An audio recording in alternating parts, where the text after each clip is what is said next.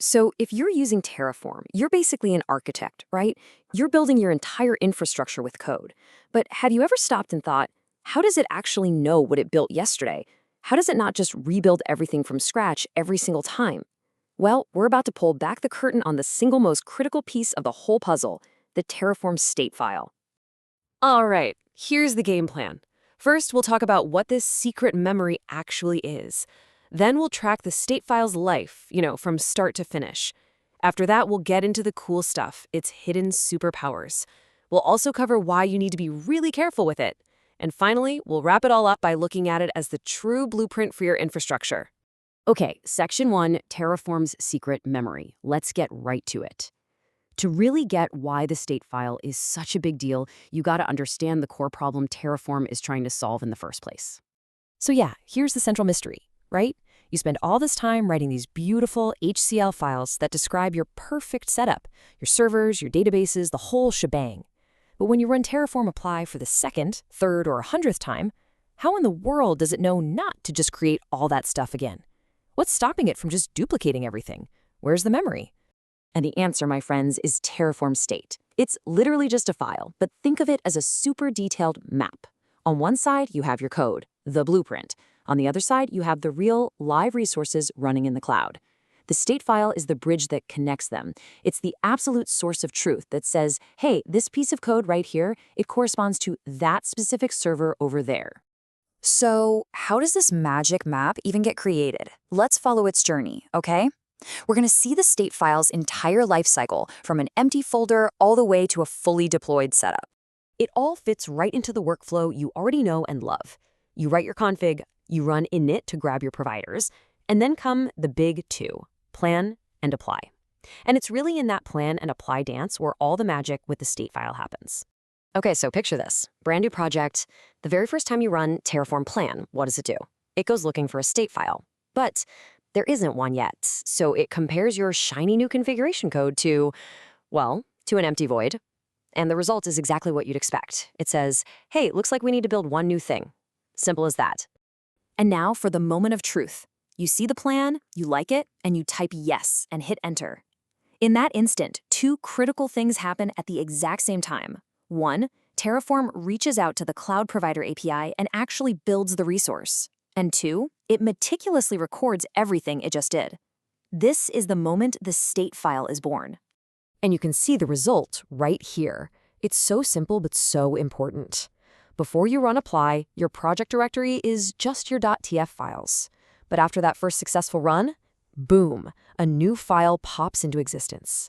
Terraform.tfstate. That's it. That's the memory we've been talking about. So what's actually inside this thing? Let's take a peek. It might look a little intimidating, but it's really just a JSON file. And the most important part is right here. See how it connects the resource name from your code, in this case pet, to the actual real-world resource's unique ID and all its attributes? That is the magic link. That's the map in action. And because that link exists now, the state file is like a living document. If you immediately run Terraform apply a second time, what happens? Terraform reads that state file, sees that the resource it's supposed to manage is already out there and matches your code perfectly, and it says, hey, nothing to do here. See? The state file just did its job. It prevented a duplicate. Okay, so we've established it's a memory. Cool. But that's really just scratching the surface. The state file unlocks some seriously powerful capabilities that are at the heart of what makes Terraform so awesome. Let's dive into its hidden superpowers.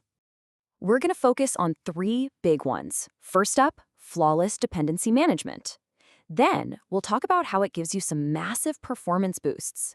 And finally, and this is a huge one, we'll see how it makes safe team collaboration even possible. All right, superpower number 1, dependency management. Check out this apply output. We have a file that depends on a randomly generated pet name from another resource. Now look at how Terraform handles this. It's smart. It creates the resources that don't depend on anything else first, and it even does them in parallel. Only after they're done does it create the final file that needed them. It just figures out the correct order of operations. So how does it know to do that? Again, it's not magic, it's the state file. You can literally look inside and see this dependencies array. This is Terraform's playbook. It tells it exactly what depends on what, ensuring that things are not only created in the right order, but also, and this is super important, destroyed in the right order. No more orphaned resources.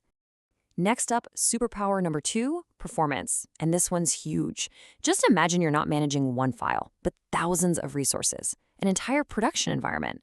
If Terraform had to make an API call to your cloud provider for every single one of those resources every time you ran a plan, well, you'd be waiting forever. Instead, it cleverly caches a ton of that information right in the state file, which makes everything run so much faster. And that brings us to the third superpower, collaboration. You see, that little terraform.tfstate file sitting on your laptop is totally fine if you're the only person working on the project. But the second a teammate joins in, you've got a massive problem. If they run and apply, their state file is now different from yours. It's a total recipe for disaster. You'll be overwriting each other's work in no time. And this is exactly why remote backends exist. They're the solution. Instead of keeping that file on your local machine, you store it in a central shared place, like an AWS S3 bucket or in Terraform Cloud. This guarantees that every single person on your team is always looking at the exact same, most up-to-date version of the state. It's pretty much the only sane way to do Terraform in a team. Okay, so we've talked about all this power. Now it's time to talk about the great responsibility that comes with it. Because the state file is, without a doubt, the key to your entire kingdom, and you have to treat it as such. Let's talk security. Here's the scary part, and you really need to let this sink in. Your state file can and often does contain sensitive data in plain text. I'm talking database passwords, private keys, API secrets, you name it. It's all just sitting there in that JSON file. And if that file gets into the wrong hands, game over. Your whole infrastructure could be compromised. So let's make this distinction absolutely crystal clear. Your configuration files, the .tf files with your code, they belong in Git. That's their home. You want to version control them. But your state file, the .tfstate file, with all those potential secrets, it does not belong in Git. Its home is in a secure, access-controlled remote backend. Two different things, two different homes. And this brings us to the cardinal rule. If you forget everything else, remember this. Never store state files in Git. I'm serious. Don't do it. It is without a doubt the fastest and most common way people accidentally leak database passwords and secret keys all over the internet. Just don't. All right, let's wrap this up. As you can see, this state file is so much more than just some boring log file. It's a living, breathing document that's powerful, sensitive, and at the end of the day, it's the definitive blueprint for your entire infrastructure. Think about it. That file is the most accurate picture of what you have running in the real world at any given time. It is your single source of truth. So I'll leave you with this question. Now that you understand its incredible power and its very real risks, how are you going to protect and manage yours?